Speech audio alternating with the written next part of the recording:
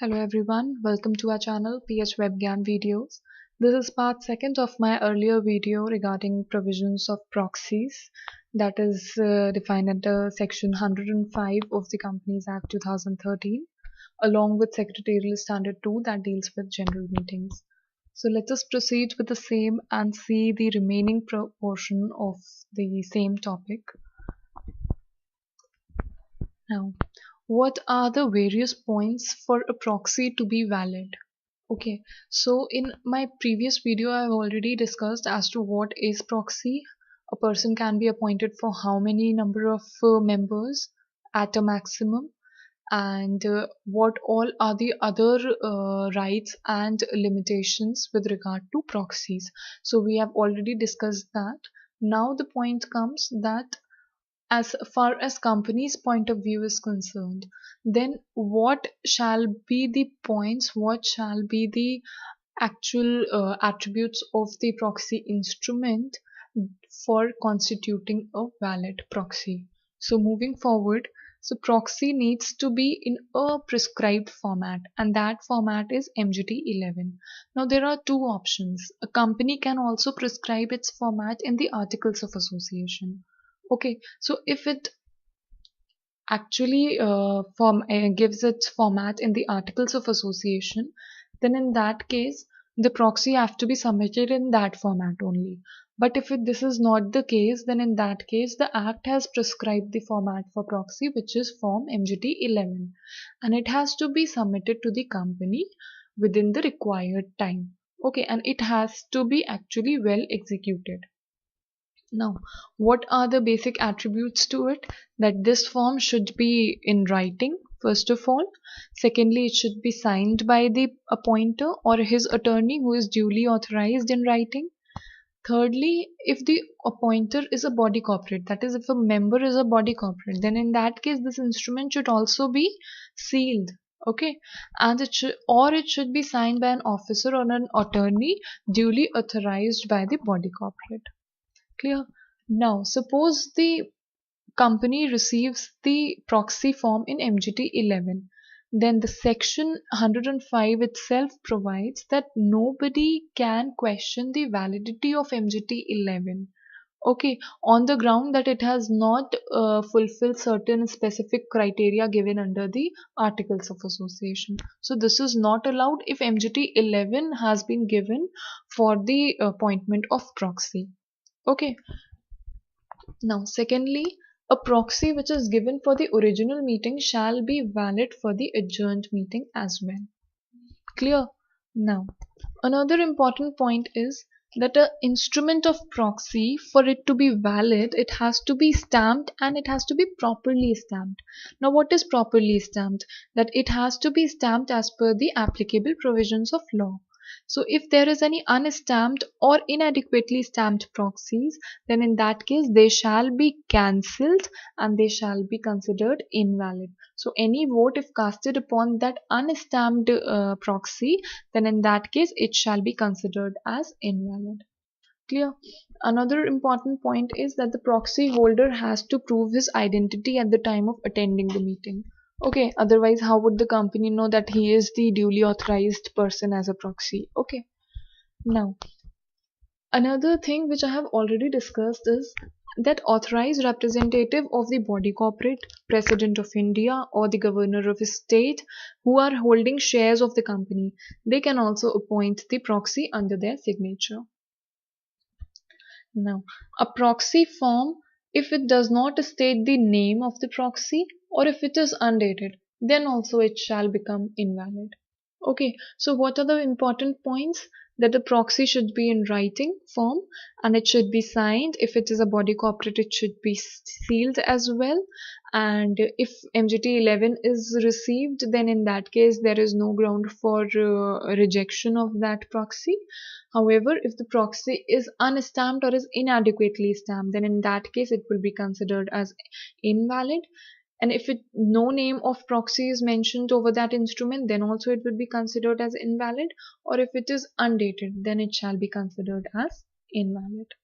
Now, suppose if a company receives multiple proxy for a single member, then what it shall do? it shall consider the latest proxy by date. So the proxy containing the proxy having the last date would be valid one. Okay, but what if the proxy is undated? So it would obviously become invalid. Clear? Which I have already discussed right now. But what if the proxy is dated? That is, all the proxies are dated, but what if they are of the same date and are having no time in it? Then in that case, the company shall be at the powerful position and it could treat all the multiple proxies as invalid. Clear? Now the question arises, within how much time this proxy are to be deposited by the company. So it should be deposited not later than 48 hours before the commencement of the meeting. So at least before 48 hours the proxies should be deposited to the company, and it could be deposited either in person or through post. Even the proxy could be deposited on holiday if the last date happens to be the holiday. Clear? Now company's responsibility would be to maintain a register for this and record all the proxies chronologically, and if it is rejecting any proxy then it has to state the reasons thereof. And in one important point was that I'm again requoting it, that a proxy cannot be considered as for counting the quorum because he would not be considered as member personally present. Clear? Now, important aspect of this is inspection of proxy. Now, the member who has actually appointed the proxy should also have the right to inspect the proxy instruments which are submitted to the company. So, if he can do so, so within how much time and up to how much time he can inspect. So, this is all provided.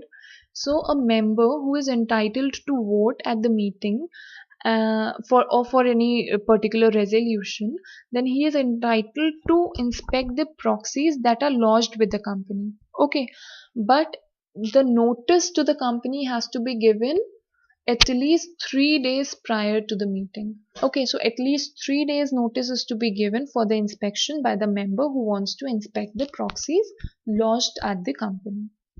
Clear?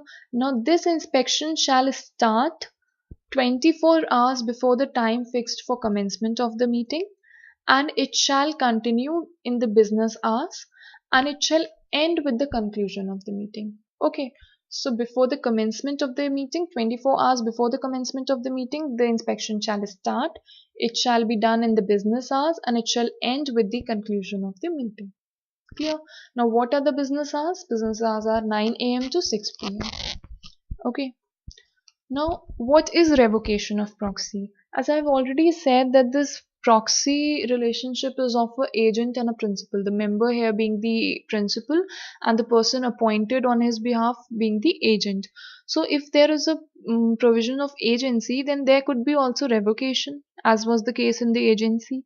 So how can this proxy be revocated? So they can be revocated by two means, either impliedly or expressly. So impliedly would be like if for the meeting proxy is appointed and in that meeting the member himself comes and attend it, then in that case proxy would automatically be revoked.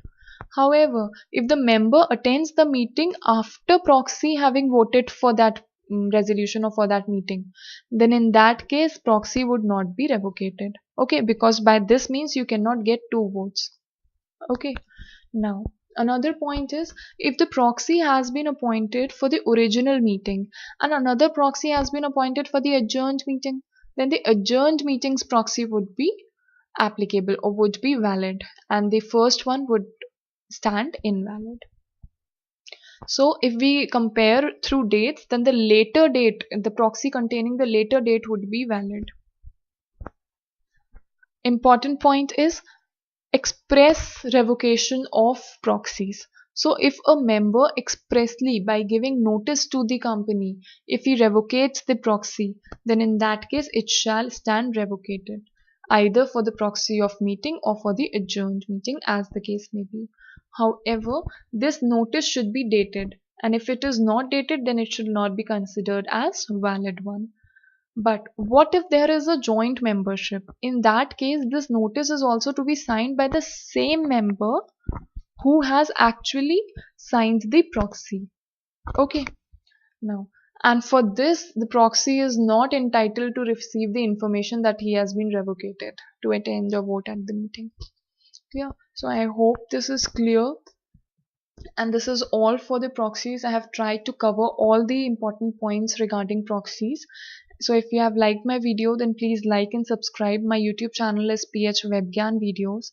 And do not forget to share and comment on this video, as your comments are valuable, so please do. Thank you.